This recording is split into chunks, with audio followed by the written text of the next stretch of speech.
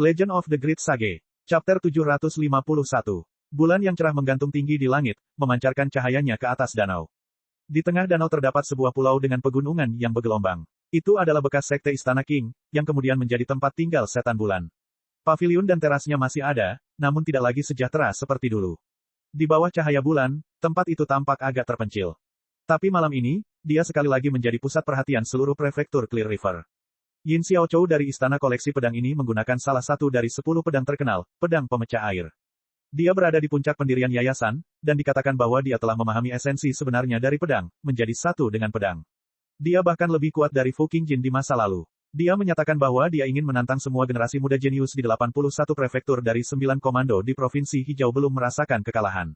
Namanya telah menyebar ke seluruh dunia. Di atas danau besar, kapal naga melonjak menerobos awan dan membubung ke langit. Beberapa sosok samar-samar berdiri di geladak. Hua Chenglu memperkenalkan situasi Yin Xiaochou kepada Li Qingshan. Wei Yangsheng menambahkan, pada awalnya, dia mengunjungi mereka satu persatu, tetapi banyak dari mereka menemukan alasan untuk menghindarinya. Kemudian, dia mengirimkan surat pedang dan mengundang semua penantang di prefektur. Siapapun yang tidak mengunjunginya, muncul akan menjadi bahan tertawaan. Ini untuk membangun kekuatan istana koleksi pedang dan memperkuat kesatuan pembunuh iblis. Namun, itu hanya 81 prefektur, jadi akan sangat mengesankan jika setengah dari mereka pergi. Apakah dia cukup berani untuk melakukannya? Pergi ke Komando Selatan. Hua Sengzan menggelengkan kepalanya.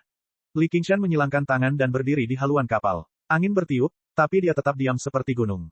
Itu membuat Hua Chenglu menghela nafas dalam hati. Sikap kakak Li menjadi semakin tak terduga. Seberapa kuat dia dalam beberapa tahun terakhir dalam budidaya terpencil? Apakah dia lawan Yin Xiaochou? Li Qingshan menatap ke arah danau Moon Court yang sudah dikenalnya. Pulau itu gelap. Tidak ada lampu di paviliun. Hanya setitik cahaya spiritual yang berkelap-kelip di puncak gunung. Mereka adalah para jenius dari berbagai sekte. Aura terkuat ada di puncak gunung. Seorang pria berjubah hitam sedang duduk bersila. Dia tampak berusia 20-an atau 30-an, tetapi dia memiliki aura perubahan. Ini pasti Yin Xiaochou. Li Qingshan menyentuh lengannya. Ada bayangan berbentuk naga yang tersembunyi di sana. Setelah menyempurnakan pedang naga melonjak, dia tahu asal-muasal aura ini. Itu adalah kehendak dari master pedang sebelumnya. 1000 tahun berlalu, setelah mengalami perubahan-perubahan dalam hidup, penerusnya dengan sendirinya akan terpengaruh. Kecuali jika seperti Li Qingshan, yang menggunakan keinginannya sendiri untuk menekan keinginan pedang. Yin Xiaochou sepertinya merasakan sesuatu. Dia menatap ke langit, tatapan mereka bertemu dari jauh. Mata Yin Xiaochou mengeluarkan dua esensi pedang yang tajam. Langsung ke langit. Menanamkan niat pedang ke dalam penglihatan seseorang untuk membuat orang pingsan adalah teknik hebat dari istana koleksi pedang. Jika budidaya seseorang cukup tinggi, mereka bahkan bisa menghancurkan lautan kesadaran musuh. Namun, ketika niat pedang ditembakkan ke mata Li Qingshan, itu seperti batu yang tenggelam ke laut. Yin Xiaochou, yang bermaksud membiarkan Li Qingshan menderita kerugian, merasakan hawa dingin di hatinya. Siapa orang ini? Kemudian, dia melirik orang-orang yang disebut jenius di sekitarnya. Apakah akhirnya ada lawan yang layak? Li Qingshan menarik kembali pandangannya sambil tersenyum dan menoleh. Pedang pemecah air, hehe. Dan Xing, apakah kamu membawa kuas dan kertas? Petik 2. Bagaimana mungkin aku tidak membawa sesuatu yang bisa mencari nafkah? Sebagai salah satu jenius yang diundang, Chu Danxing tampak agak linglung hari ini. Rongga matanya agak gelap, dan matanya merah. Siapa yang tahu apa yang dia pikirkan? Hanya ketika dia mendengar pertanyaan Li Qingshan barulah dia kembali sadar. Hua Chenglu tahu bahwa Li Qingshan secara khusus pergi mencari Chu Danxing selama pertemuan kecil tadi malam. Sejak saat itu, pikirannya melayang, dan dia bahkan mengucapkan selamat tinggal dan pergi lebih dulu. Baru malam ini dia muncul dari kapal Soaring Dragon. Mau tak mau dia menjadi penasaran dengan apa yang dikatakan Li Qingshan kepadanya. Li Qingshan tersenyum. Keluarkan semuanya. Bersiaplah untuk melukis lukisan. Tentu, lukisan apa? Li Qingshan mengusap dagunya dan berpikir serius. Sebut saja itu lukisan keperkasaan ilahi di mana Li Qingshan yang bijaksana dan pemberani mengalahkan Yin Xiaochou yang tak berotak dan sombong. Dia tiba-tiba terdiam. Semua orang sepertinya tersambar petir. Bahkan sudut mata Han Ti bergerak-gerak. Chu Danxing tersenyum pahit. Saya merasa nama ini merupakan penghinaan terhadap lukisan saya. Kalau begitu kamu bisa memilih namanya. Aku turun dulu. Li Qingshan melambaikan tangannya dan melompat dari haluan kapal, mendarat tepat di depan Yin Xiaochou. Dia tersenyum. Li Qingshan. Salam, Komandan Li. Para jenius dari sekte mengesampingkan kesombongan mereka dan membungkuk. Tidak ada seorang pun di prefektur Clear River yang tidak mengenal Komandan Scarlet Hawk Li Qingshan. Yin Xiaochou. Yin Xiaochou tidak bisa menahan diri untuk tidak berdiri tegak dan menatap Li Qingshan dalam-dalam. Murid pertama dari Biara Chan Raja Penjaga Devanaga yang tidak mengamuk, Li Qingshan, Komandan Scarlet Hawk dari prefektur Clear River. Saya mendengar bahwa dia mempraktikkan teknik rahasia terbesar dari Biara Chan Devanaga, penindasan iblis patung. Kekuatannya jauh melampaui para penggarap yayasan pendirian biasa. Karena dia belum bergabung dengan biara untuk berkultivasi, dia memiliki gelar murid sekuler terhebat dari biara Candevanaga. Petik 2. Saat aku meninggalkan istana koleksi pedang, adik juniorku juga menyuruhku untuk berhati-hati terhadap orang ini. Dia jelas bukan orang yang mudah untuk dihadapi. Padahal, bukankah dia selalu berkultivasi dalam budidaya terpencil di pegunungan rantai dalam beberapa tahun terakhir? Kenapa dia tiba-tiba muncul? Petik 2. Yin Xiaochou tidak takut pada Li Qingshan. Dia memiliki keyakinan mutlak pada kekuatannya sendiri. Dia hanya sedikit peduli dengan dua kata, biara Candevanaga. Dari 3 sekte besar di Provinsi Hijau, biara Candevanaga memediasi keseimbangan di antara mereka. Itulah sebabnya istana koleksi pedang dan sekte Umbral Yin dapat mempertahankan perdamaian dalam jangka waktu yang lama. Namun, dia segera membuang kekhawatirannya ke belakang kepalanya. Jalur pedang adalah tentang maju ke depan tanpa rasa takut dan tanpa rasa takut. Dia tidak akan pernah gemetar ketakutan. Karena dia cukup berani untuk datang, aku akan menyerang reputasi biara Devanaga-chan. Mari kita lihat apakah patung penindas iblis yang legendaris memiliki reputasi yang tidak pantas atau tidak. Pedangmu disebut pedang pemecah air. Li Qingshan melihat pedang di lutut Yin Xiaochou. Sarung gelapnya tampak sederhana dan tanpa hiasan, dengan beberapa baris puisi terukir samar-samar di atasnya. Namun, agak melengkung, tidak lurus sempurna. Itu benar, pedangku disebut pedang air. Li Qingshan tersenyum dan melambaikan tangannya dengan santai. Uap air lembab mengembun menjadi pedang air transparan di tangannya. Dia menjentikkan ujungnya dengan lembut, dan terdengar bunyi dentang. Baiklah kalau begitu, aku akan lihat bagaimana kelanjutannya hari ini. Mata Yin Xiaochou menyipit. Dia jelas-jelas mengolok-olok pedangnya. Bagi seorang pendekar pedang, ini adalah bentuk provokasi terbesar, dan penuh dengan penghinaan. Ini berbeda dari lawan manapun yang dia temui di 21 prefektur terakhir. Danxing, apakah kamu siap? Li Qingshan berkata kepada Chu Danxing, yang bergegas setelahnya. Ya, Chu Danxing mengeluarkan kuas dan kertas seperti yang diperintahkan. Dia siap melukis. Mari kita ganti nama lukisan ini menjadi pedang air menghancurkan pedang pemecah air. Li Qingshan berseru. Dia mengarahkan ujung pedangnya ke Yin Xiaochou dan tersenyum. Tarik pedangmu. Bahkan sekarang, dia sama sekali tidak bertingkah seolah dia sedang menghadapi musuh yang kuat. Dia santai seperti sedang berjalan-jalan di taman. Penerus istana 10 pedang terkenal dari koleksi pedang, pendekar pedang tertinggi yang telah menantang 21 prefektur berturut-turut, hanyalah orang lemah yang bisa dia kalahkan dengan mudah. Yin Xiaochou berdiri perlahan dan menghunus pedang pemecah air perlahan. Pada saat itu, cahaya jernih berkilauan. Bulan yang cerah memucat. Itu juga memucat. Dan wajah semua orang, para jenius yang diundang dari berbagai sekte dan klan tidak bisa menahan diri untuk menahan nafas. Semua cahaya berkumpul pada Yin Xiaochou yang memegang pedang. Pakaiannya melayang-layang. Dia berdiri jauh dari dunia. Sepertinya dia akan tertiup angin. Namun, yang lebih menarik bagi mereka adalah, itu masih pedang pemecah air. Bilahnya melengkung dan ramping, seperti bulan sabit. Itu mengeluarkan cincin cahaya.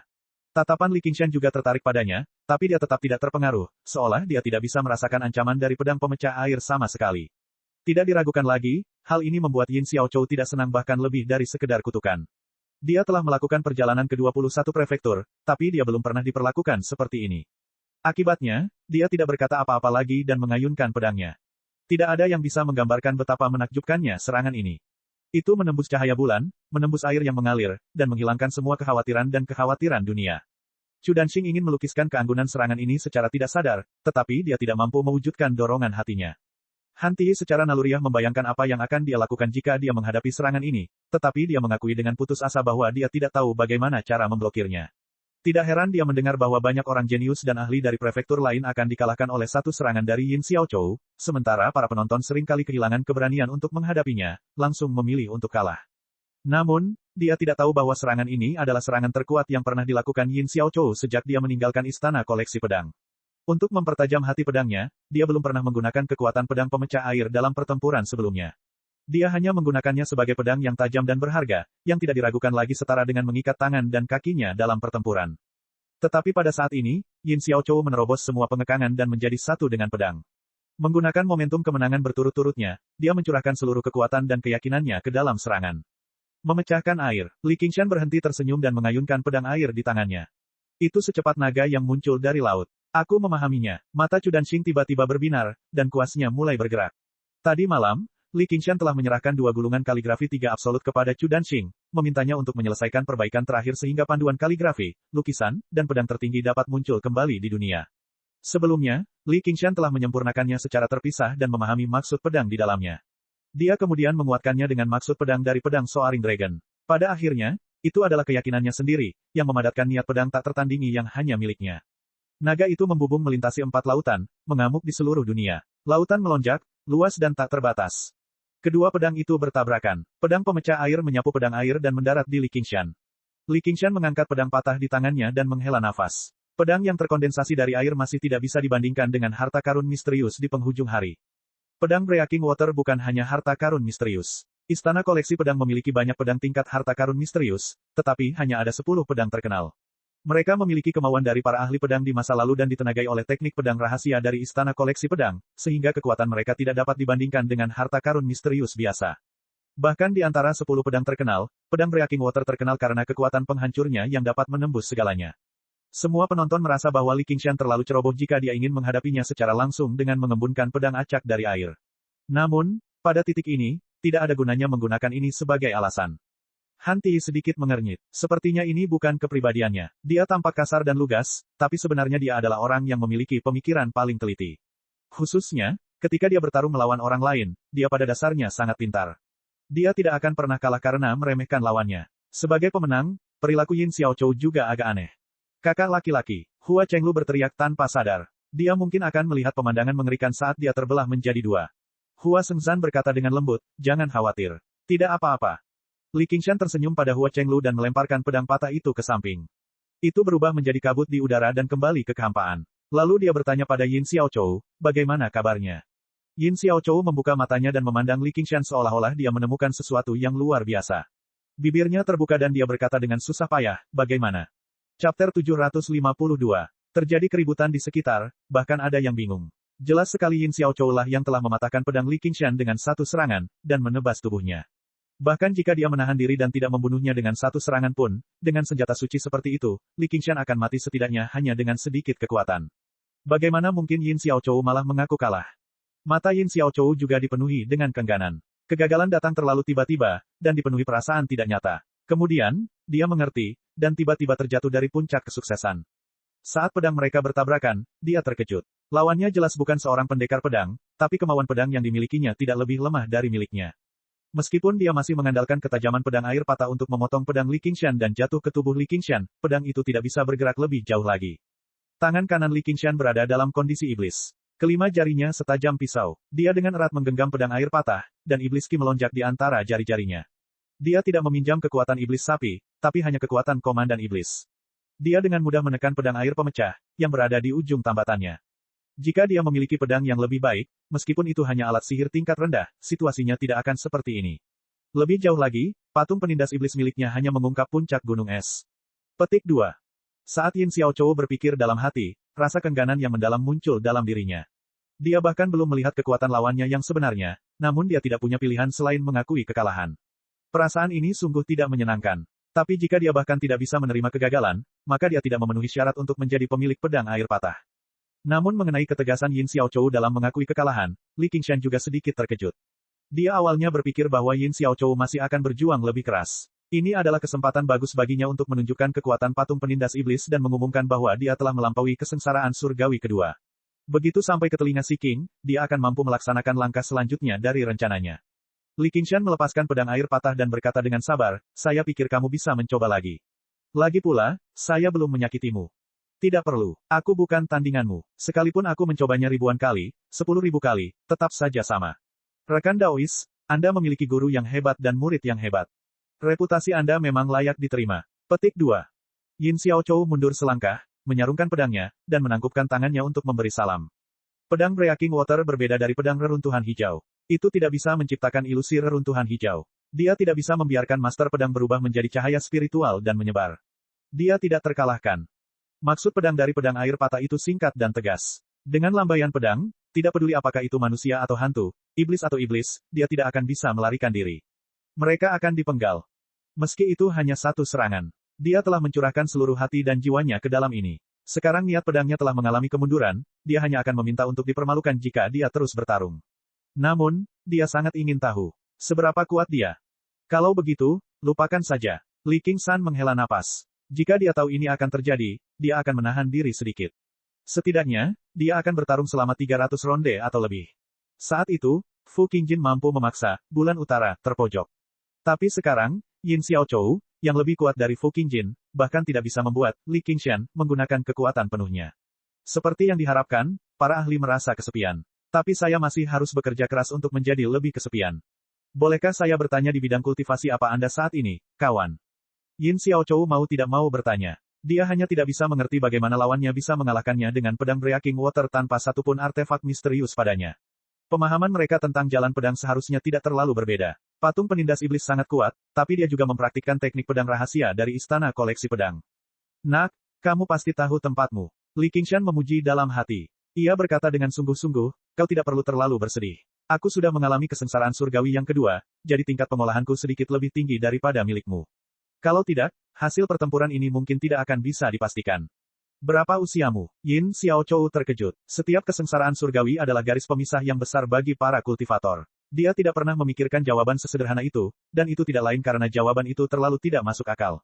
Berdasarkan usianya, bagaimana mungkin dia bisa mengatasi kesengsaraan surgawi yang kedua?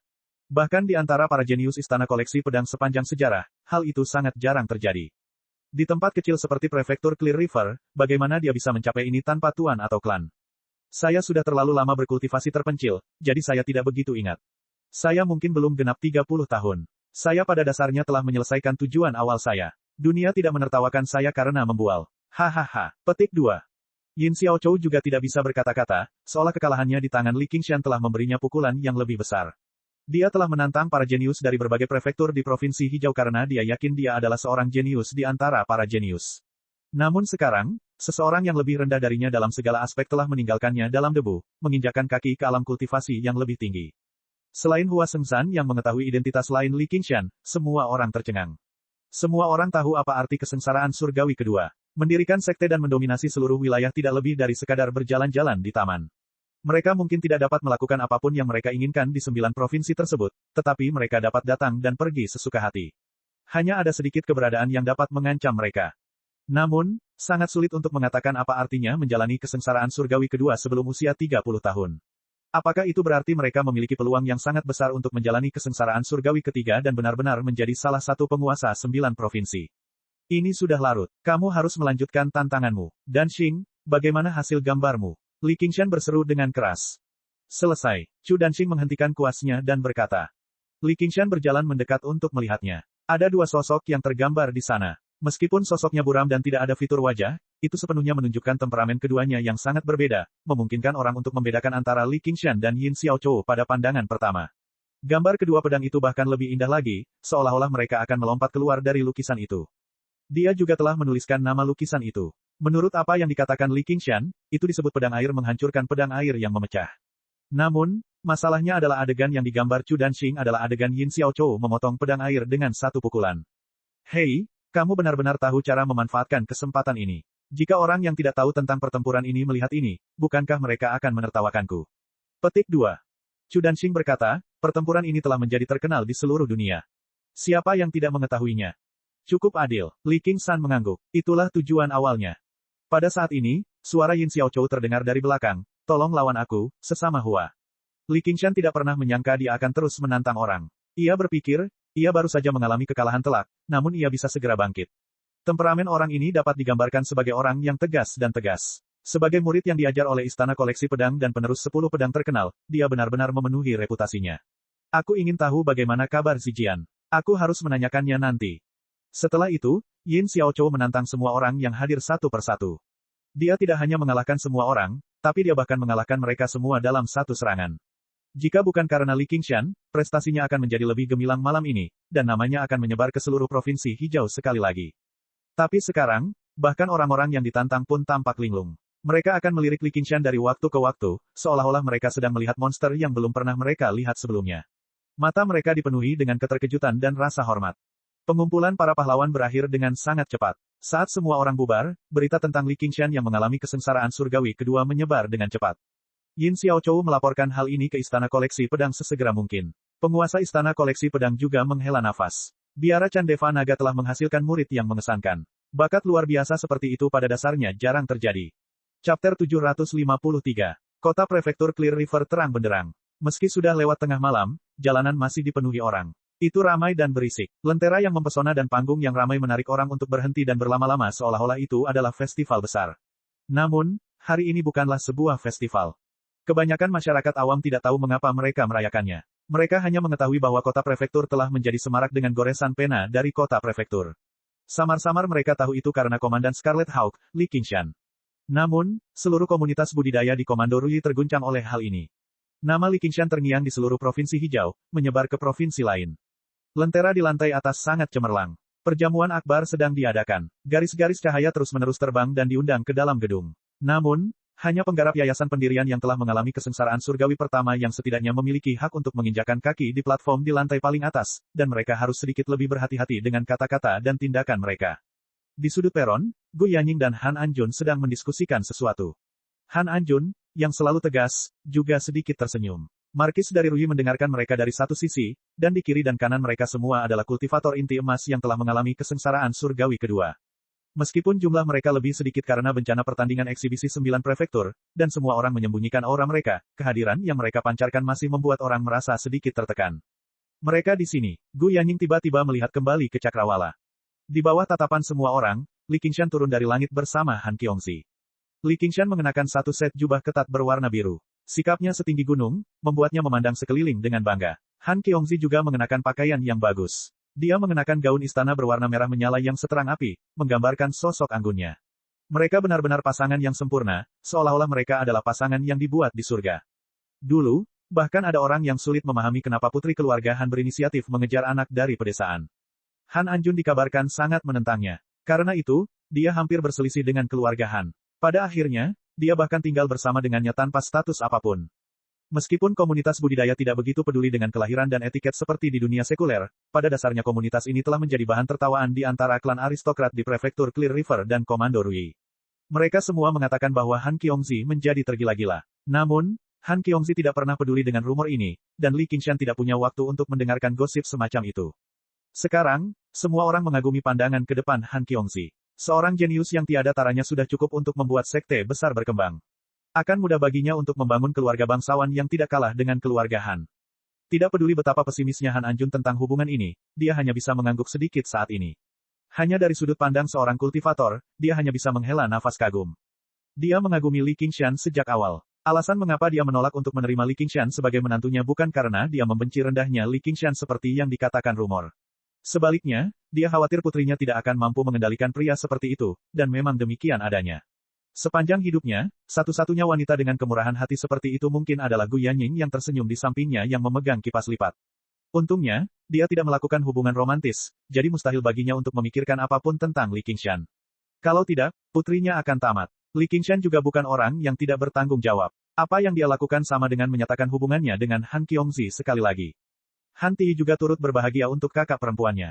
Kakak iparnya melakukan hal-hal sesuka hatinya, sama sekali berbeda dari tergila-gila. Setidaknya dia tidak mengecewakan cinta kakak perempuannya. Putriku, ngomong-ngomong, kamu mengenal Komandan Li terlebih dahulu. Saya pikir kamu bahkan menyelamatkannya saat itu. Di taman kecil di lantai paling atas, kepala keluarga Hua berkata kepada Hua Chenglu. Suaranya dipenuhi rasa kasihan. Meskipun Hua Chenglu telah menjadi jauh lebih dewasa setelah pemberian kebijaksanaan, dia tidak bisa menahan diri untuk tidak memutar matanya ke arah ayahnya sebelum mengangkat kepalanya lagi. Saat itu, dia masih seorang gadis kecil. Dia tidak tahu apa-apa tentang masalah antara pria dan wanita. Sekarang dia memikirkannya, dia merasakan sedikit penyesalan. Jika dia mengambil tindakan terlebih dahulu saat itu, kakak laki-laki yang penuh nafsu ini tidak akan menolaknya sama sekali dengan pesonanya. Kesan pertama adalah yang terkuat dalam segala hal. Tiba-tiba, dia menggelengkan kepalanya. Apa yang saya pikirkan? Kakak perempuan Han memperlakukanku seperti adik perempuannya sendiri. Bagaimana aku bisa memikirkan sesuatu yang begitu memalukan? Dia tidak iri dengan kemuliaan yang tak terbatas. Dia hanya ingin tetap berada di sisinya secara sah. Begitu perasaan muncul, sulit baginya untuk melupakannya. Kultivator wanita benar-benar mengalami kesengsaraan cinta terberat. Tiba-tiba, dia sedikit memahami kakak laki-lakinya. Karena dia sudah jatuh cinta dengan pria seperti itu, minat apa yang dia miliki pada pria lain. Dia akan lebih baik fokus pada kultivasi. Hua Chenglu menghela nafas dengan lembut. Ini bisa dianggap sebagai hal yang baik. Setidaknya, dia tidak terobsesi dengan kata, cinta, seperti Hua Sengshan. Karena Gu Yanying, Hua Sengshan tidak muncul malam ini. Bahkan jika dia meminum 1000 cangkir Water of Oblivion, dia akan tetap jatuh cinta pada pandangan pertama jika mereka bertemu lagi. Ini adalah sesuatu yang dia pahami. Kepala keluarga Hua menggelengkan kepalanya. Keluarga Han benar-benar kaya raya. Namun, dia juga memahami bahwa meskipun putrinya bersedia, dia mungkin tidak akan setuju. Keberatannya pasti akan lebih kuat daripada keberatan Han Anjun. Siapa sangka kalau orang udik bisa mencapai level seperti itu hanya dalam belasan tahun. Setiap orang memiliki pemikiran yang berbeda saat mereka memberikan pandangan berbeda pada Li Qingshan. Li Qingshan tetap tidak terganggu. Dia menunduk dan tersenyum. Perayaan ini atas saran Liu Changqing. Awalnya, Li Qingshan mungkin tidak menerimanya dengan kepribadiannya, tetapi ketika dia mempertimbangkan rencananya sendiri, dia tetap setuju. Namun, karena dia sudah ada di sini, dia tidak perlu peduli untuk tetap bersikap rendah hati. Malam ini, dia akan membuat nama Li Qingshan dikenal di seluruh dunia, menyelesaikan ambisi remaja desa pegunungan di masa lalu. Saat itu juga, aura Li Qingshan benar-benar meletus. Ki iblis melonjak, dan kebencian melonjak ke udara. Jika dibandingkan, bintang dan bulan meredup. Setiap orang merasakan tekanan luar biasa membebani kepala mereka, penuh dengan tekanan dan agresivitas. Bahkan pernafasan mereka menjadi agak sulit. Jika bukan karena fakta bahwa kekuatan ini hanya menyebar ke segala arah tanpa tujuan dan tidak menargetkan satu orang pun, tidak ada seorang pun yang hadir selain para pembudidaya inti emas yang akan mampu menanggungnya. Para kultivator inti emas bahkan lebih terkejut lagi. Bukankah dia baru saja mengalami kesengsaraan surgawi yang kedua? Bagaimana dia bisa begitu kuat? Jika mereka benar-benar bertarung, mungkin tidak banyak orang yang menjadi lawannya. Di menara tinggi di kejauhan, Yin Xiaochou berdiri dengan pedang di punggungnya. Dia diam-diam menutup matanya dan merasakan auranya. Dia menghela nafas. Apakah ini patung penindas iblis? Ini sangat kuat. Tidak, ini bukan hanya metode budidayanya. Itu juga karena orang ini. Biara Chandeva Naga telah menghasilkan orang yang sangat jenius. Di antara generasi muda istana koleksi pedang, tidak ada yang bisa melampauinya selain kakak laki-laki pertama. Untungnya, dia tidak berasal dari sekte Umbral Yin, atau dia pasti akan menjadi masalah besar. Petik 2. Berhentilah pamer. Kamu bisa turun sekarang. Han Qiongzi diam-diam mencubit Li Qingshan. Awalnya dia merasa bangga menerima perhatian banyak orang, namun seiring berjalannya waktu, dia mulai merasa tidak nyaman. Bukankah aku berusaha membuatmu bangga? Li Qingshan menjawab sambil tersenyum. Menurutku kamu melakukannya demi kebahagiaanmu sendiri. Kata Han Qiongzi. Biarlah jika dia tiba-tiba memasuki budidaya terpencil selama beberapa tahun, tetapi orang pertama yang dia temui setelah muncul sebenarnya adalah Hua Chenglu. Dia sebenarnya baru mengetahui bahwa dia muncul dari budidaya terpencil setelah menerima pemberitahuan. Li Qingshan tahu kenapa dia marah. Mengikuti prinsip singa yang menggunakan kekuatan penuhnya bahkan saat berburu kelinci, pertama-tama dia menyempurnakan separuh kaligrafi pedang kursif yang dia peroleh dari Mo Yu sebelum menyerahkannya kepada Chu Danxing. Setelah itu, dia memahami maksud pedang di dalamnya. Dia menghabiskan 2 hari untuk ini. Waktunya sangat sempit, jadi dia tidak punya waktu untuk menemuinya. Dalam kemarahannya, Han Qiongzi bahkan tidak menyaksikan pertarungannya dengan Yin Xiaochou. Tentu saja, dia juga tahu bahwa dia telah mengalami kesengsaraan surgawi kedua sejak lama, jadi tidak ada alasan baginya untuk kalah, apalagi menghadapi bahaya yang mengancam nyawa. Li Qingshan juga tahu bahwa dia telah melakukan sesuatu yang salah, jadi dia mencoba membujuknya. Zier, ini semua salahku.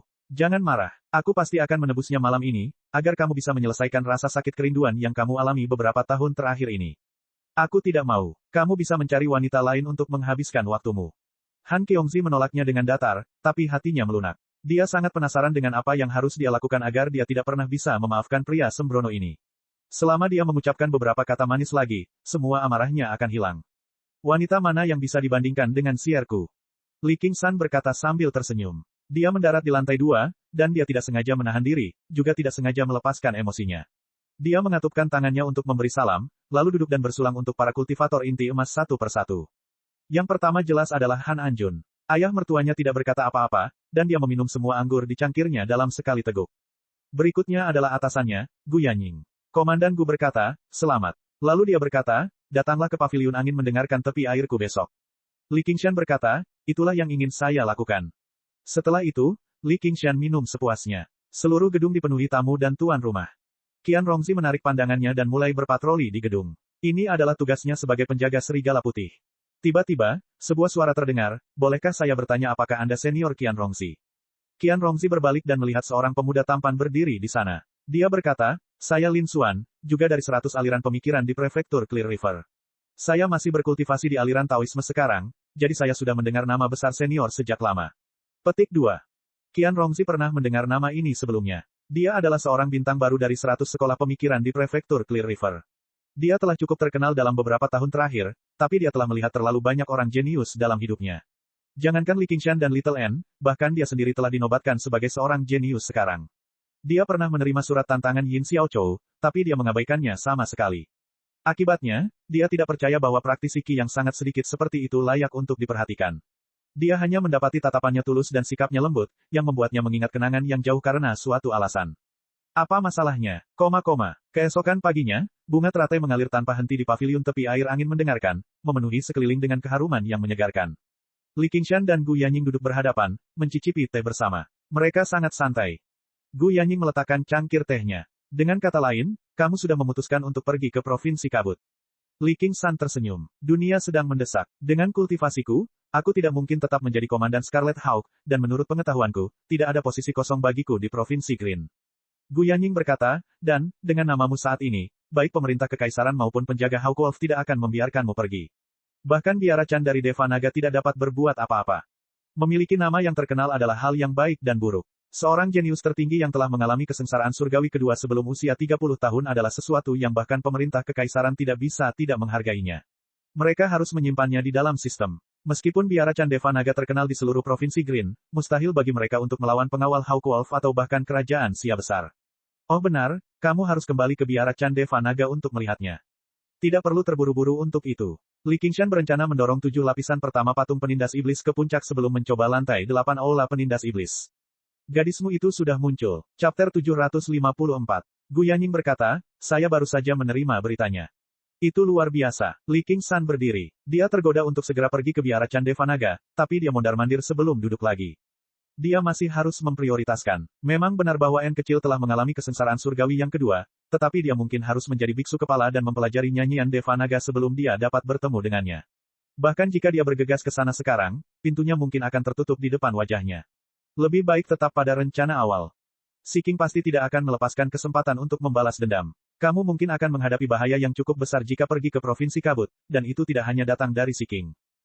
Gu Yanying mengetukkan telapak tangannya dengan lembut menggunakan kipas lipat gioknya. Karena Provinsi Kabut dikenal sebagai negeri tanpa hukum, maka provinsi tersebut jelas dipenuhi dengan permusuhan terhadap penjaga Hawkwolf yang mewakili hukum.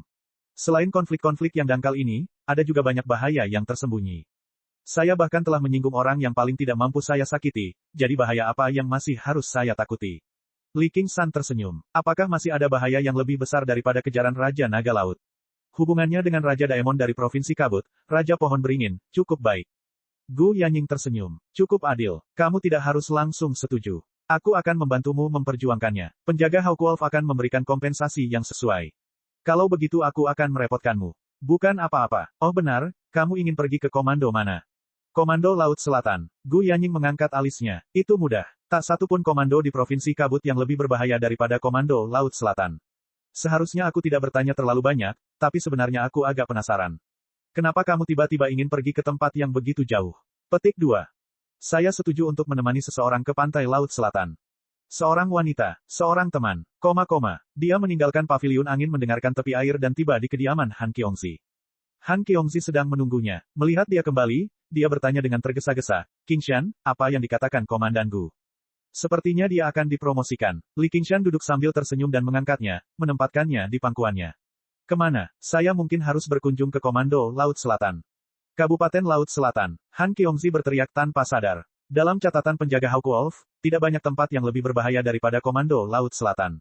Komandan White Hawk dan Komandan White Wolf tewas di sana. Jangan khawatir, suamimu akan pergi dan mendapatkan pengalaman. Tidak banyak orang di dunia ini yang bisa menyakiti suamimu. Kalau begitu aku akan pergi bersamamu. Berkultivasi dengan damai. Saya tidak perlu khawatir, kata Li Qingshan lembut. Han Qiongzi juga memahami hal ini. Dengan kekuatannya, bahkan jika mereka pergi, mereka tidak akan bisa banyak membantunya. Sebaliknya, mereka akan dengan mudah menjadi beban, mencegahnya menggunakan tangan dan kakinya. Kalau begitu kamu harus menunggu N kecil keluar dari pengasingan. Dia pasti bisa membantumu. Dia sudah keluar dari pengasingan. Besar, biara Chan Deva Naga mungkin tidak akan melepaskan murid mereka yang paling menonjol. Ayo bertualang di Provinsi Kabut bersamaku. Petik 2. Li Qingshan menggelengkan kepalanya. Dia tidak optimis tentang hal itu. Biara Chan Deva Naga pada dasarnya melindunginya seperti dia adalah seorang pencuri. Mereka tergoda untuk tidak bertemu Little N lagi. Lalu apa yang harus kita lakukan? Han Qiongzi mengerutkan kening. Apa yang harus kita lakukan? Bukannya aku terbuat dari tanah liat. Meski aku sendirian, aku masih bisa menjungkir balikkan Provinsi Kabut. Petik 2. Li Qingshan melihat betapa alisnya berkerut, dan hatinya tersentuh.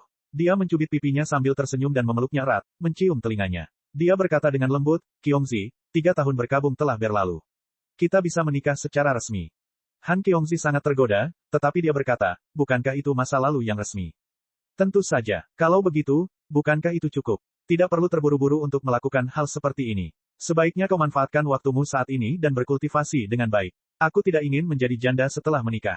Han Qiongzi melepaskan diri dari pelukannya. Li Qingshan memikirkannya dan setuju dengannya. Jika dia harus melakukan perjalanan ke Laut Selatan bahkan sebelum dia sempat berbulan madu, itu juga tidak terlalu bagus. Alhasil, dia tersenyum. Nyonya, kita akan lebih sering berpisah.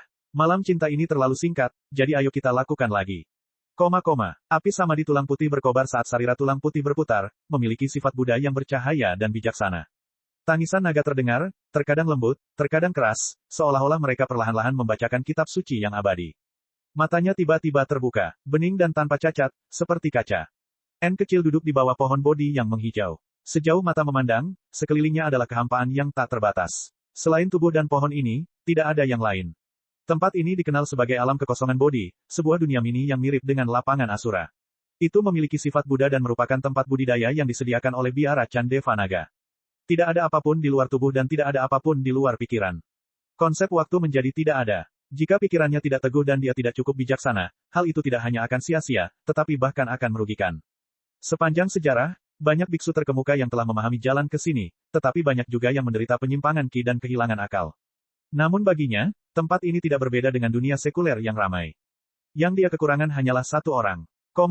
Li Qingshan berkultivasi di tempat tinggal itu selama beberapa hari lagi. Tiba-tiba, suatu hari dia membuka matanya dan tiba di luar tempat tinggalnya, menatap ke arah Gunung Great Buddha. Setelah berpikir sejenak, dia akhirnya tidak dapat menahan diri lagi, berangkat ke biara Candeva Naga.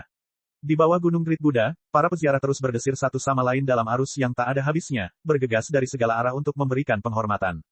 Tiba-tiba, seberkas cahaya melayang. Biksu penjaga berseru, siapa yang pergi ke sana? Terbang dilarang di Gunung Great Buddha. Petik 2. Li Qingshan mendarat di depan pintu masuk dan menggenggam tangannya. Murid sekuler dari biara Candeva Naga, Li Qingshan. Li Qingshan. Para biksu terkejut. Mereka semua pernah mendengar nama ini sebelumnya. Biksu penerima tamu kembali dengan tergesa-gesa untuk menyampaikan berita tersebut. Beberapa saat kemudian, di Gunung Great Buddha, lonceng dan genderang dibunyikan, dan gerbangnya terbuka lebar. Para biksu berbaris di jalan untuk menyambutnya. Saya hanya pernah mendengar Buddha mengatakan bahwa semua kehidupan adalah sama. Hari ini, saya akhirnya mengalaminya sendiri. Li Qingshan tersenyum lembut. Di masa lalu, ketika dia datang untuk memberi penghormatan ke biara bersama Little N, dia mengalami banyak kemunduran. Namun hari ini, dia telah mengalami kesengsaraan surgawi yang kedua, dan dia telah melakukannya sebelum usia 30 tahun. Dengan kejeniusan tertinggi, bahkan biara Candeva Naga harus merendahkan diri dan mempertimbangkan perasaan dan pikirannya. Dia melangkah masuk, langsung menuju puncak Gunung Great Buddha. Bahkan ketika dia sampai di pintu masuk halaman dalam, dia tidak berhenti sama sekali, tiba di depan aula besar. Baru saja, dia berhenti dan menatap ke dalam. Biksu Dauntless duduk di tengah, dengan berbagai kepala biksu di sampingnya, dan di belakangnya ada Sang Buddha, yang memandang ke segala kehidupan. Secara logika, murid sekuler, bahkan murid sejati dari halaman dalam, belum tentu memiliki hak untuk memasuki aula besar. Tapi sekarang, tidak ada lagi penghalang apapun di hadapan Li Qingshan. Dia melangkah melewati ambang pintu yang tinggi, menyatukan kedua telapak tangannya, dan membungkuk. Murid Li Qingshan memberi salam kepada kepala biara Dauntless dan berbagai guru. Amitabha, dengan nyanyian Buddha, para biksu membalas salam. Mereka tidak lagi memiliki kesombongan sedikitpun. Biksu Dauntless itu sungguh-sungguh saat dia mempelajari Li Qingshan. Rumor itu benar adanya. Dia memang telah mengalami kesengsaraan surgawi yang kedua. Bolehkah saya bertanya di mana Little N saat ini, kepala biara?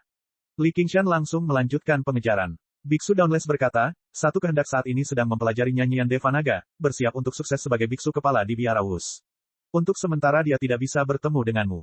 Benar saja, pikir Li Qingshan, aku ingin tahu berapa lama yang dia perlukan saat ini. Nyanyian Devanaga adalah fondasi utama biara. Dharma Buddha sangat luas dan mendalam. Jika Anda ingin benar-benar menguasainya, setidaknya diperlukan waktu 30 hingga 50 tahun, hingga 100 atau 80 tahun, paling lama bertahun-tahun. Tulang Buddha One Will terbentuk secara alami, dan dia cerdas serta bijaksana, tapi mungkin akan memakan waktu sekitar 1 dekade. Semua kepala biksu mengangguk setuju. Kepala biara benar, saya mulai mempelajari nyanyian Devanaga 30 tahun yang lalu, namun bahkan sekarang, saya merasa seperti baru menggores permukaannya saja.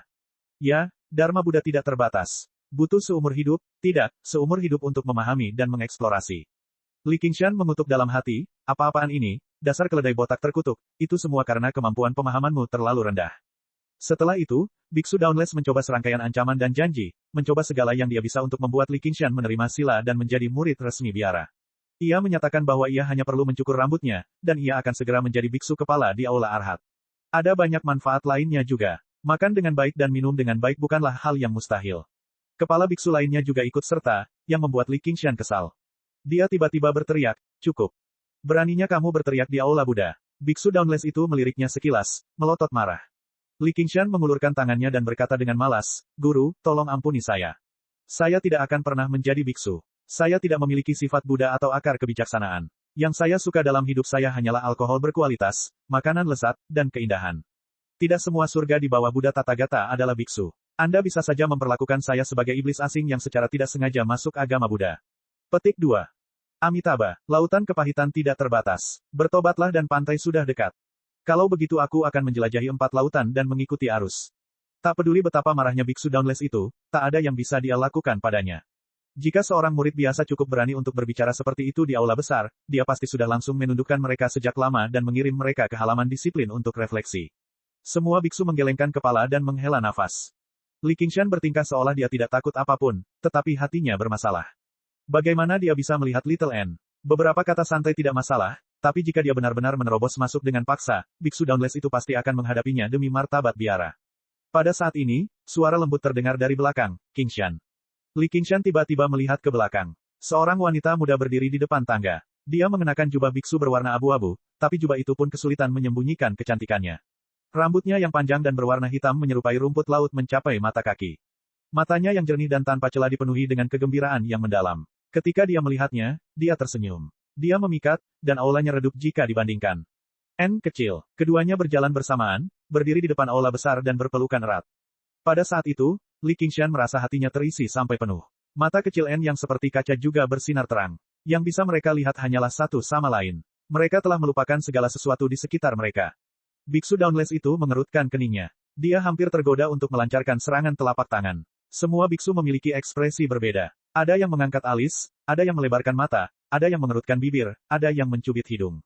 Semuanya sangat aneh. Pemandangan seperti ini pernah muncul di hadapan tanah suci agama Buddha terbesar di Provinsi Hijau, Aula Besar Biara Devanaga. Itu sangat tidak enak dipandang tidak peduli bagaimana dia melihatnya. Dia awalnya diatur untuk berkultivasi di tempat yang disebut alam kekosongan bodi. Tempat itu terputus dari dunia. Bahkan jika dia bisa muncul, bagaimana dia tahu dia datang ke biara? Biksu Dauntless merasa bingung. Kamu sudah dewasa lagi. Chapter 755. Bahkan dengan ketabahan mental dan kultivasi Biksu Dauntless, dia tidak bisa menahan amarahnya saat ini. Dia berteriak, Village Pawn, kenapa kamu tidak berpisah? Suaranya mengandung seruan naga. Dia telah menggunakan nyanyian Deva Naga. Untuk sesaat, bahkan Li Qingshan pun merasa pikirannya bimbang. Mau tak mau dia melepaskan N kecil, tapi dia segera menenangkan diri lagi. Mengapa kamu harus seperti ini, kepala biara? Ini adalah tanah suci agama Buddha. Beraninya kamu bertindak seperti ini. Sudah beberapa tahun sejak aku terpisah dari orang yang kucintai, jadi apa itu pelukan? Hati kepala biara berwarna, tetapi hati murid ini tidak berwarna. Li Qingshan tidak mundur. N kecil berdiri di sampingnya dalam diam, meraih sudut bajunya dan tersenyum tipis. Dia sama sekali tidak mirip dengan kehendak tunggal yang diingat oleh para biksu. Biksu Dauntless menjadi semakin marah. Dia telah mempraktikkan Dharma Buddha dengan tekun selama bertahun-tahun, jadi bagaimana dia bisa tertipu oleh kata-kata setengah matang Li Qingshan. Saat ini, sebuah suara terdengar dari belakang gunung. Anak nakal terkutuk, kamu telah datang ke Gunung Great Buddha, namun kamu bahkan tidak datang untuk menyapa tuanmu terlebih dahulu. Kamu hanya peduli untuk bermain-main di gunung. Mengapa kamu tidak pergi ke sini saja? Ya Tuan, Kepala Biara, aku pamit dulu. Petik 2. Li Qingshan sangat gembira. Dia menggenggam tangannya dan meninggalkan aula, berjalan ke belakang gunung. N kecil mengikuti dari belakang. Meskipun sudah beberapa tahun sejak terakhir kali mereka bertemu, dan mereka telah melalui pengalaman masing-masing, bahkan penampilan mereka pun sedikit berubah. Namun, situasi saat ini tidak berbeda dengan masa lalu. Biksu yang tidak marah itu berbaring di atas loh batu di aula penindas iblis dengan dada dan perutnya terbuka. Dia memandang Li Qingshan sambil tersenyum, penuh kelegaan. Muridnya telah bekerja sangat keras. Sebagai tuannya, dia juga merasa terhormat. Namun, ketika dia melihat Little N di belakangnya, kelegaannya berubah menjadi ketidakberdayaan. Selama beberapa tahun terakhir, nama Little N pada dasarnya telah mengguncang Gunung Great Buddha. Entah itu kitab Buddha, perdebatannya, atau bahkan kecepatan kultivasinya, ditambah dengan bakatnya dalam berperang, dia telah sepenuhnya melampaui orang biasa. Dia telah menjadi bintang harapan yang paling kuat dalam sejarah biara. Setelah menjalani kesengsaraan surgawi kedua dan memadatkan sarira, dia bahkan menjadi sosok yang berpengaruh besar di biara. Li Qingshan hampir berusia 30 tahun, padahal dia baru berusia awal 20-an. Bahkan Buddha hidup yang bereinkarnasi dari agama Buddha Tantra pun tidak begitu kuat. Awalnya, Evaluasi terhadap dirinya adalah bahwa dia sangat percaya diri untuk menjadi Raja Biksu, namun sekarang, evaluasi tersebut telah diubah menjadi memiliki potensi untuk naik. Jika bukan karena dia seorang wanita, dia pasti akan menjadi kepala biara berikutnya. Saat ini, jika ada orang yang cukup berani untuk menyentuhnya, bahkan biara Candevanaga akan mempertaruhkan nyawanya pada mereka. Dengan kata lain, Li Qingshan adalah murid biksu yang tidak marah, jadi secara teknis dia adalah bagian dari biara Candevanaga. Dia juga seorang anak ajaib yang sangat berbakat. Kalau tidak, jika seorang pria cukup berani untuk mencoba memeluknya di depan aula besar di atas Great Buddha, bahkan jika mereka adalah seorang pangeran kekaisaran, biksu Dauntless pasti akan berselisih dengan mereka dan menumpahkan darah mereka ke seluruh penjuru Great Buddha.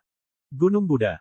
Terima kasih telah membantuku, Tuan. Kata Li Qingshan. Jika bukan karena dukungan dari biksu yang tidak marah itu, dia tidak akan pernah berpikir untuk melawan biksu Dauntless itu. Apakah dia benar-benar mengira biksu Dauntless adalah seseorang yang bisa dianggap remeh? Selama kamu mengerti, kata biksu yang tidak marah itu dengan jengkel. Kepala biara Dauntless telah bertindak terlalu jauh. Jika aku tidak setuju, apakah N kecil akan datang ke biara Candevanaga untuk menjadi muridmu? Lihatlah dirimu sekarang. Anda memiliki murid jenius, dan itu bahkan merupakan kesepakatan beli satu dapat satu gratis dengan saya sebagai bonus, namun Anda sebenarnya berpikir untuk membakar jembatan setelah kegunaan Anda habis. Apakah Anda masih ingin kami pergi keluar dan memotong orang untuk biara Candevanaga di masa depan? Petik 2. Li Qingshan berkata dengan kemarahan yang benar, sebelum beralih ke Little N. N kecil, bukan begitu. N kecil tersenyum gemilang dan mengangguk dengan lembut. Bahkan Li Qingshan terkejut dengan pancaran sinarnya yang sesaat. Dia menghela nafas secara emosional. Sudah beberapa tahun sejak terakhir kali aku melihatnya, dan penampilan gadis ini semakin kuat. Jalan tulang putih dan kecantikan luar biasa sungguh mengesankan.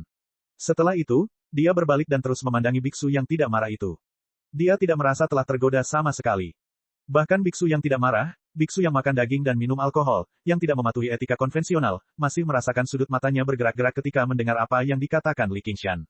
Dia tiba-tiba berteriak, "Tes, dasar anak nakal terkutuk. Biara Candevanaga adalah tanah suci agama Buddha, bukan sekelompok Jianghu. Siapa yang ingin kamu memotong orang? Tolong sampaikan ini kepada kepala biara. Selama dia tidak mempersulit kita lagi, dia ingin kita menjamin bahwa kita akan berkontribusi pada biara Candevanaga di masa depan, dan menambah kemuliaannya."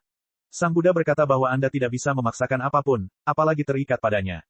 Li Qingshan sama sekali tidak tertarik pada Dharma Buddha yang sebenarnya, tetapi dia telah membaca banyak hal seperti sup ayam untuk jiwa di kehidupan masa lalunya. Dia dapat menangkap sebagian besar nada dan nada dari berbagai guru dan biksu terkemuka di sana. Tutup mulutmu. Jika kamu menyebut kata Buddha lagi, aku akan membunuhmu dengan satu pukulan telapak tangan. Beku yang tidak marah itu duduk. Tuan, Anda telah melanggar sila kemarahan. Bukankah Anda tidak marah? Baiklah. Baiklah. Saya akan berhenti bicara. Petik 2. Memang benar kita ditakdirkan, tapi aku merasa akan ada hari di mana kamu membawakanku bencana besar, bocah. Biksu yang tidak marah itu menghela nafas panjang. Dia telah mengawasi aula penindasan iblis selama bertahun-tahun, jadi dia benar-benar mengerti bahwa kata-kata Li Qingshan kasar, tetapi tidak kasar sama sekali. Jika hanya dengan berceramah tentang kitab suci dan dharma dapat membebaskan semua orang dari penderitaan, apa gunanya memiliki kemampuan? Buddha itu penyayang, dan ia juga membutuhkan wali untuk membersihkan Dasmon dan iblis. Terus terang, itu tidak ada bedanya dengan geng Jianghu. Di mana ada orang pasti ada konflik, apalagi komunitas budidaya tidak terbatas pada manusia saja. Anda dapat memilih untuk tidak memotong orang, tetapi jika Anda tidak memiliki kekuatan untuk memotong orang, Anda hampir mati. Sekarang dunia berada dalam kekacauan, para penggarap iblis dan bidat yang bersembunyi di Provinsi Awan, Kabut, Embun Beku, dan Guntur di luar 5 provinsi pusat siap untuk kembali kapan saja. Jika keduanya dapat bekerja sama dan bekerja sepenuh hati untuk biara, itu sama dengan memperoleh 2 pilar pendukung, dan keduanya pasti akan menjadi semakin penting. Hasilnya, bahkan dengan ketegasan biksu Dauntless, dia tidak menyebutkan hukuman mereka berdua di aula besar tadi.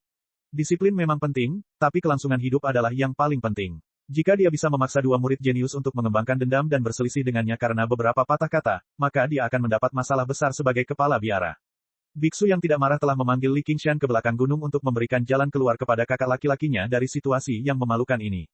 Saya akan bertanggung jawab atas apa yang telah saya lakukan. Jika ada bencana, saya selalu memikul semuanya sendiri. Li Qingshan berkata dengan semangat. Bahkan ketika dia diburu sampai mati oleh Raja Naga Laut, dia tidak berusaha bergantung pada siapapun. Dia berhasil melewatinya dengan kekuatannya sendiri. Tiba-tiba, dia merasakan seseorang menarik lengan bajunya. Melihat ke belakang, N kecil sedikit cemberut, agak tidak senang. Li Qingshan mengusap kepalanya sambil tersenyum. Dan N kecilku akan memikulnya untukku juga. Jika kita bekerja sama, tidak ada tempat yang tidak bisa kita capai. Saat itulah Little N tersenyum puas. Beku yang tidak marah itu berkata, apa yang kamu katakan itu masuk akal, tetapi kakak senior juga tidak mempunyai kekhawatirannya sendiri. Untuk budidaya Anda dan untuk reputasi biara. Petik 2. Li Qingshan berkata, dia hanya terlalu memikirkan kita. Jika N kecil adalah seorang laki-laki, dia tidak akan terlalu curiga. Biksu yang tidak marah itu menggelengkan kepalanya dan melirik ke arah Little N. Dengan penampilannya saja, jika dia laki-laki, Biksu Dauntless mungkin akan semakin sulit menghadapinya.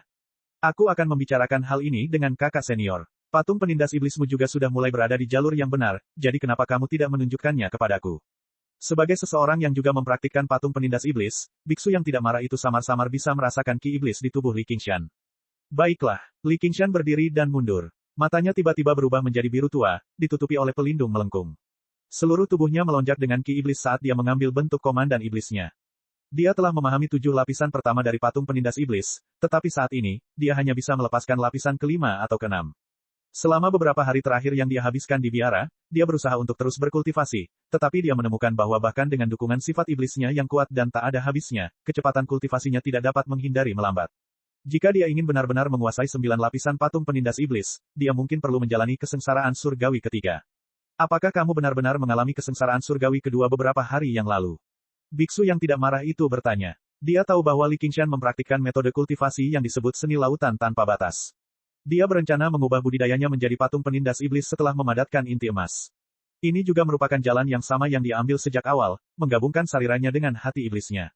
Awalnya, dia mengira Li Qingshan baru saja mulai menapaki jalan ini, tetapi dari postur yang dia tunjukkan saat ini, dia jelas telah berhasil menyelesaikan konversi metode kultivasi dan kultivasinya. Ini bukanlah sesuatu yang bisa dicapai hanya dalam beberapa minggu. Saya tidak akan menyembunyikannya dari Anda, Tuan. Saya memadatkan mutiara samudera beberapa tahun yang lalu, yang juga dikenal sebagai inti emas. Saya hanya takut akan balas dendam Si King, jadi saya selalu merahasiakannya. Petik 2. Begitu, seharusnya aku memikirkan hal itu sejak lama. Biksu yang tidak marah itu menggelengkan kepalanya sambil tersenyum pahit. Menjalani kesengsaraan surgawi kedua sebelum usia 30 tahun sudah mengejutkan. Siapa sangka dia sudah merahasiakan kabar ini selama beberapa tahun. Bakatnya tidak kalah dengan Little N. N kecil berada di bawah bimbingan Biksu Dauntless dan guru lainnya di biara, tapi dia sepenuhnya mengandalkan dirinya sendiri. Kecepatan kultivasi seperti itu sungguh mengejutkan. Biara Chandeva Naga benar-benar diberkati oleh Sang Buddha karena menerima kedua murid ini. Mereka cukup beruntung. Apakah kamu tidak takut dengan balas dendam Si King sekarang? Aku sudah melakukan persiapan. Aku ingin pergi ke Komando Laut Selatan untuk berlatih. Karena itu semua sesuai rencanamu, maka aku tidak akan mengatakan apa-apa lagi. Kata biksu yang tidak marah itu. Muridnya ini telah memberinya terlalu banyak kejutan, dan dia selalu teliti dan siap. Bahkan jika itu adalah tempat berbahaya seperti Komando Laut Selatan, dia tidak terlalu khawatir. Selama dia tidak bertemu dengan ahli kesengsaraan surgawi ketiga, dia tidak akan berada dalam bahaya.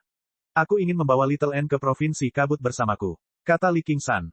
Itu tidak mungkin. Kakak senior tidak akan pernah melepaskannya. Biksu yang tidak marah itu berkata dengan tegas, tahukah Anda berapa banyak penggarap iblis yang bersembunyi di Provinsi Kabut? Bahkan ada sekte besar yang tidak lebih lemah dari biara Chandeva Naga. Berapa banyak serangan yang akan dilakukan oleh biksu kepala dari biara Chandeva Naga jika dia pergi ke sana? Petik 2. Justru karena ada bahaya maka kita harus pergi bersama. Kata Li Qingshan, selama dia punya waktu dan kekuatannya pulih sepenuhnya, lalu bagaimana jika dia bertemu dengan ahli kesengsaraan surgawi ketiga? Apalagi dia yakin dengan kekuatan Xiao An saat ini, dia pasti bisa membantunya. Dia kebetulan membutuhkan lingkungan yang penuh dengan bahaya agar siluman harimau dapat menerobos ke lapisan kelima melalui pertempuran demi pertempuran sehingga N kecil dapat memperoleh lebih banyak lagi sehingga dia dapat melanjutkan budidaya jalan tulang putih dan kecantikan luar biasa. Aku masih belum menguasai nyanyian Deva Naga, tapi aku sudah menghafalnya dengan kuat. Aku tidak perlu tinggal di biara untuk mengolahnya. Aku akan bicara dengan kepala biara Dauntless. N kecil, yang tetap diam sepanjang waktu, tiba-tiba berkata. Tekad yang tak tergoyahkan melintas di matanya. Sudah terlalu lama sejak mereka berpisah. Kali ini, dia harus berada di sisinya apapun yang terjadi. Biksu yang tidak marah itu berkata, baiklah kalau begitu. Dia mengubah topik pembicaraan. Qingshan, apakah kamu siap menjelajahi Aula Demon Suppression lagi? Cek cek cek cek cek cek cek cek. Rakan-rakan kultivator sekalian, sebelum retret, sila terus berkultivasi untuk jurus subscribe, like, share dan komentar agar sekte novel Sadim terus berkembang pesat.